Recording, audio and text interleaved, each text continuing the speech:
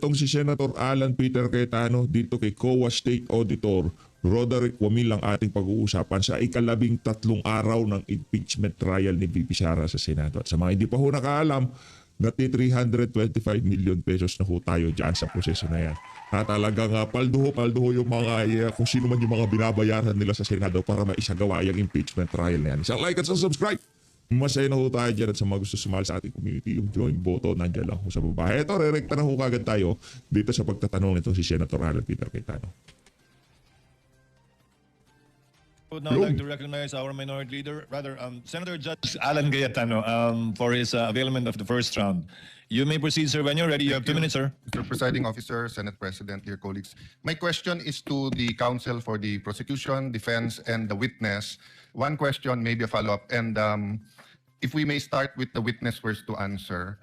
I'm not asking you to make a judgment in this case ng impeachment. So sa akin is answer the general question. So we've discussed in the last 2 days, diba, what is illegal expenditure, what is irregular expenditure, what is improper expenditure. In between all of that, we talked about many technicalities. And of course, this will be much easier if we talk about public funds which are not confidential in nature. So my question is, when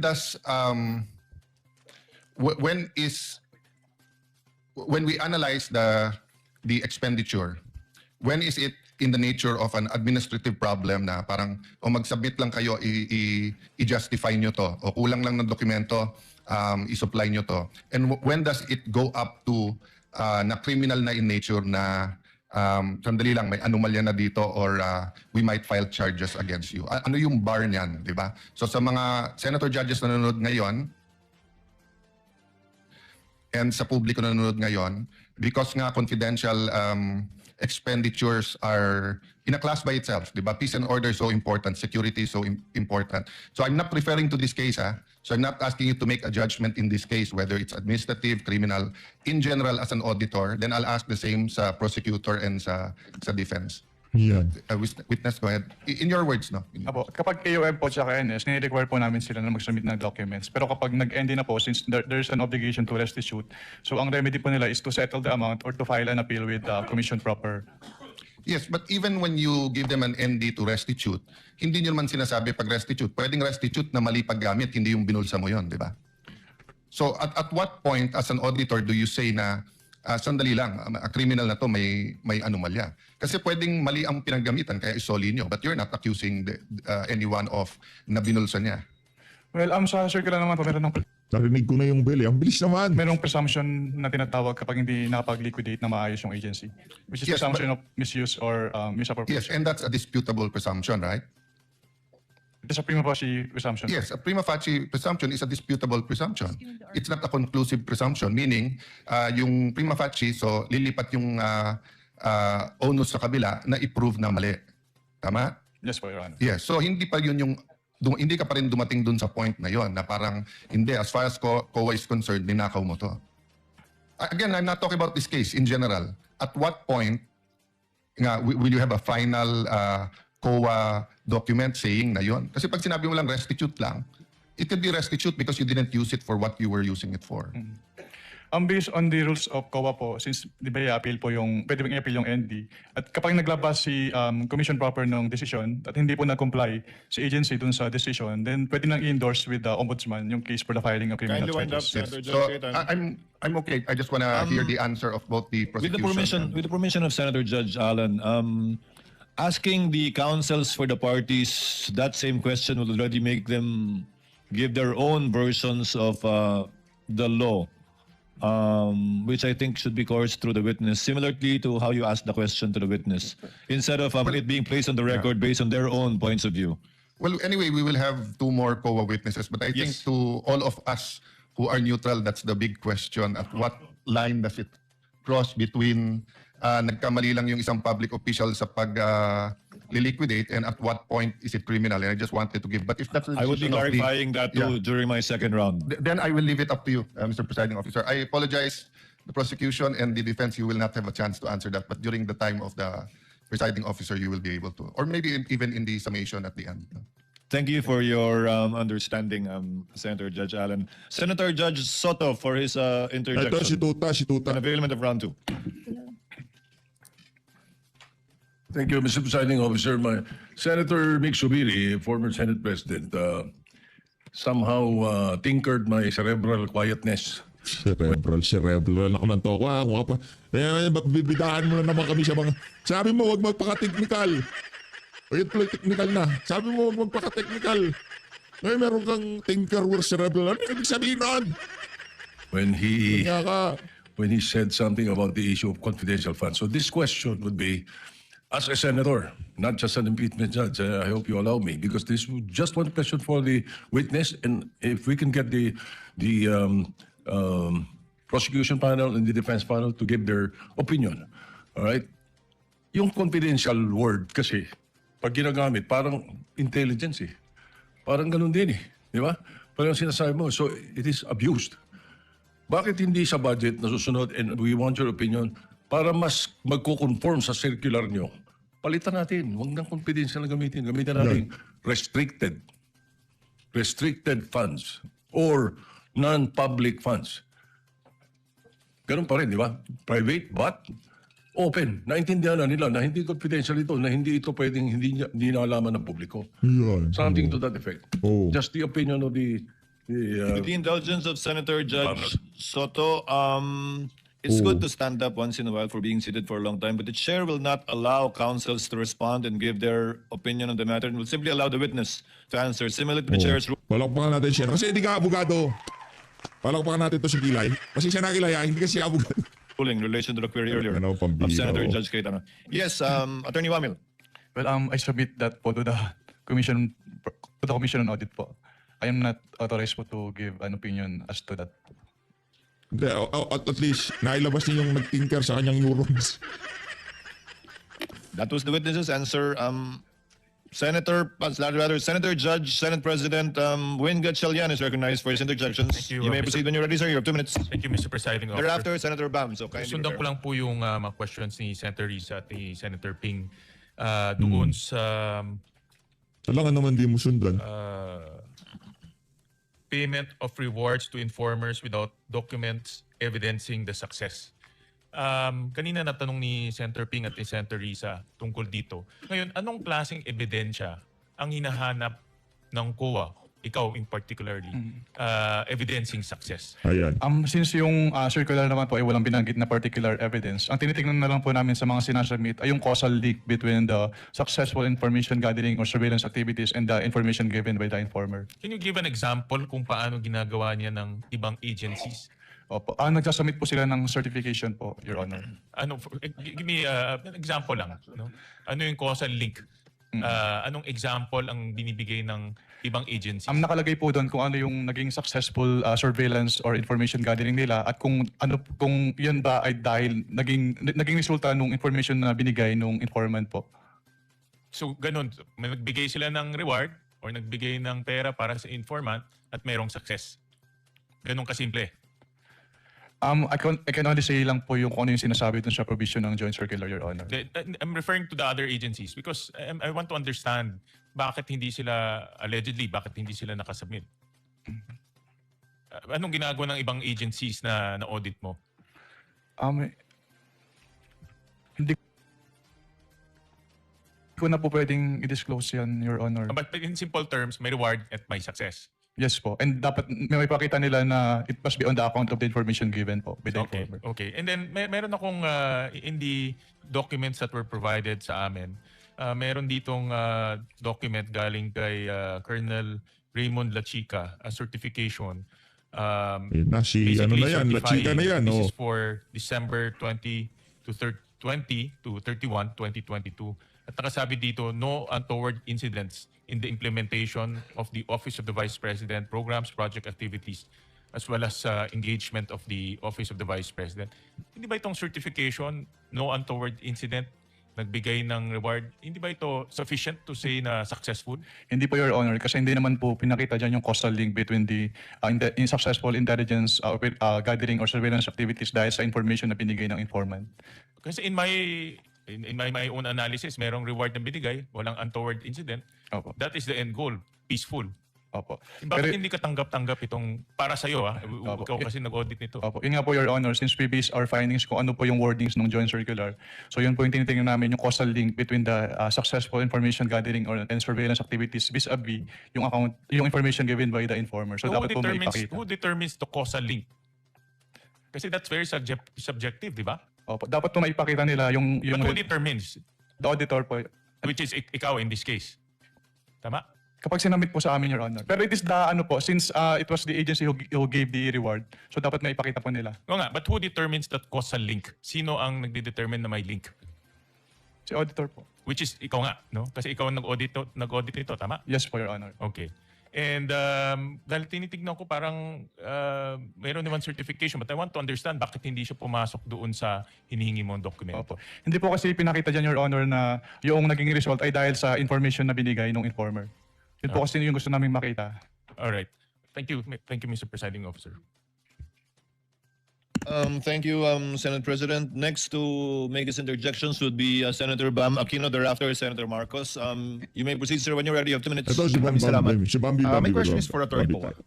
Attorney Poa, Ay, taka. what is the official position of the respondent with regard Attorney Poa. to Beatos, Oh. Andy Lim, Andy and all of these Lim. names that are brought up? Are they real people or are they aliases? Sir, I would like to answer your question, Your Honor, but that is part of the Yes, legal strategy, which you will see when we present our evidence. Yeah. That's Okay, fine. may the That's chair, fine. may the I chair understand the question. remind Senator Judge Bam. Di rin naman abogado eh. Sensya na ho ha. Sensya na. Sa mga nakakapanood kay Pambini ha. As far as practical, let's let the witness present their evidences and not allow the counsels to make conclusions of either fact or law, nor Talaga si divulge their Bambini kahit respective kailan, legal oo. theories. These are not legal theories. In your previous answers, there was no referral to these individuals as either aliases or real people. In your previous answers. Correct, because that was precisely our legal theory then, that there was nothing to answer at that point, Your Honors. But we will definitely show you our theory once we are given the opportunity to present our evidence in chief, Your All Honor. right, maraming salamat, Attorney Poa. Attorney, during your conversation with the OVP, nung panahong binubuo yung AOM, may nabanggit ba sa kanila na, itong mga pangalan to, alias to? Or never nila nabanggit yung tungkol sa alias nung nag-meeting sila sa'yo? Nung time po na yun kasi hindi pa nila nasubmit yung documentary evidence of payments po. So there's never been any indication from their responses or any calls that these names that are being brought up are indeed aliases? Wala. Wala pong indication. Okay, thank you. Yung ibang ahensya na ino-audit ninyo, gumagamit rin ba sila ng alias? We wouldn't know po kasi dun sa mga document na sinasubmit sa amin, hindi naman po naka-indicate if it is an alias or not. And it's not up to you to find out whether these are aliases or not. Yes po, since wala na pong provision dun sa joint circular, Your Honor, with respect to the Kasi nga confident. yes. So itong paggamit ng alias, to your knowledge, hindi nyo alam sa mga ino-audit ninyo, but to your knowledge, gumagamit ba ang ibang ahensya ng mga alias? I wouldn't know po since karoon nga po. Hindi naman po, bukod dun sa sinasubmit nilang documents, wala pong naka-indicate na yung name ay alias po. And the position of COA is hindi ito bawal, pero hindi rin to pwede. Yes po, kasi silent po yung joint circular, Your Honor, as to that. Okay, but your appreciation is totoong tao ito. Kasi may pirma. Tama ba? Lahat ba ng AR may pirma? Sa pagkakaalam ko po ay meron naman po. So kung alias at di ko naman pangalan to, ipirmahan ko pa rin. Or pag alias ba, dapat wala nang pirma. I wouldn't know po if it is an alias since wala naman po naka-indicate dun sa document that it is an alias po. Okay, and we'll give the defense their time later on during their part to talk about this more as part of their strategy. Sige, let me change topic. Ito yung mga tanong ni Presiding Officer, ni Senator Cayetano rin. Yung pag-escalate from AOM to notice of suspension, to notice of disallowance, to referral to the Ombudsman for cases. Years ba ito? Time ba ito? Oras ba ito? Ano yung decision point ninyo para iakyat to the next level yung or i-escalate to the next level yung mga utos ninyo?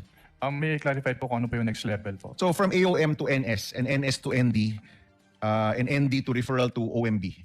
Kapag AOM po, meron po silang 15 days to reply to the AOM. Tapos kapag hindi pa rin sila compliant with the findings po, that's the time that we issue a notice of suspension. At kapag naka-receive po si agency ng notice of suspension, meron po siyang 90 days within which to comply. Pero pag hindi po rin po sila compliant, then doon na po kami mag-issue ng notice of disallowance. Okay. In general, not the case of the OVP and DepEd, kapag may notice of disallowance na naniningil na kayo, di ba? Yes po. And the next step is to refer to the ombudsman. May remedy pa rin po naman si Okay, si agency. paki-explain nga ano Which ba is yung to remedy? settle, bayaran yung amount or to appeal Within? within 180 days po from the date of receipt po ng disallowance. Okay, so we will find out with the next witness when that notice of disallowance was at kung pasok pa rin sa 180 days. Kung wala pa rin sa 180 days, then you refer to the ombudsman? Yes po, kasi pag hindi po sila nag-appeal at hindi rin po sila nagbayad, nagiging final po yung decision, and that's the time na we refer na po to the Office of the Ombudsman kapag hindi po sila nag-comply. At meron ka bang knowledge about the status of these disallowances right now?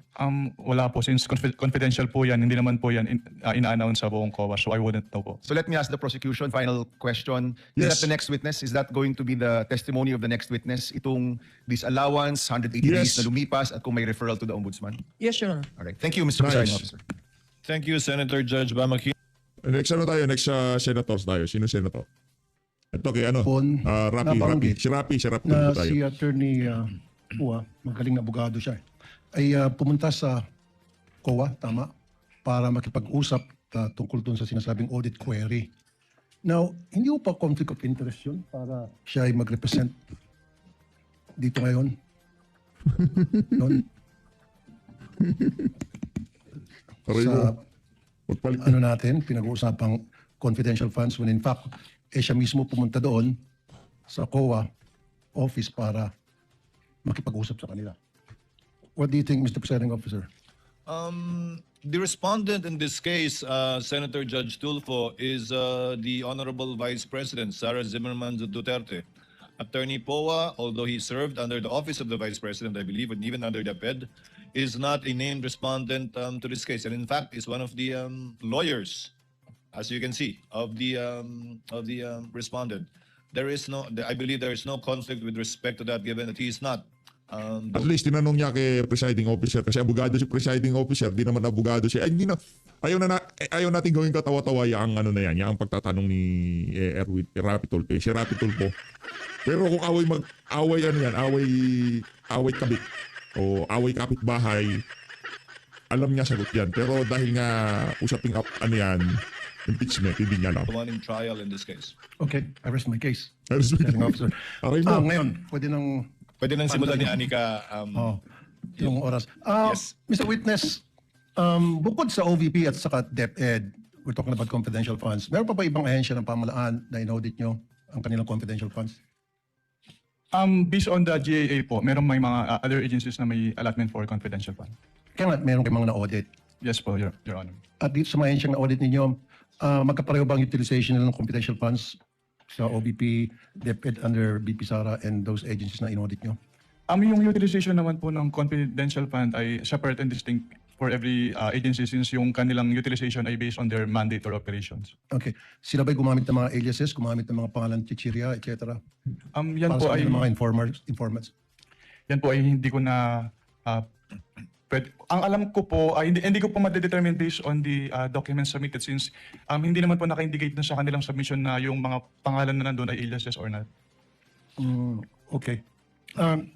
Noong April 2026, nag-issue kayo ng disallowance sa OVP and its officers para at the same time ipinasusoli nyo yung parte ng confidential funds. Can you repeat your question po, Your Honor? I think that was April of 2025. 2025. Nag-issue Ano yan, mga social mag-English yung magkapatid na kayo tulpo ng, pinasusoli nyo ilang parte ng confidential Amerikano funds ng OVP.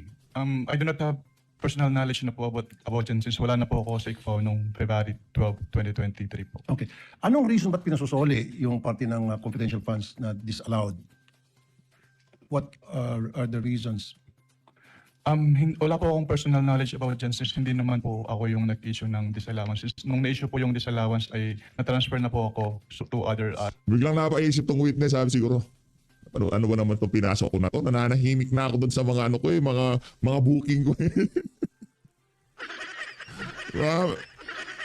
Nananahimik na ako sa mga booking ko Ano ba naman itong pinasok ko na to, ating? agency of the COA. Pambira. Okay.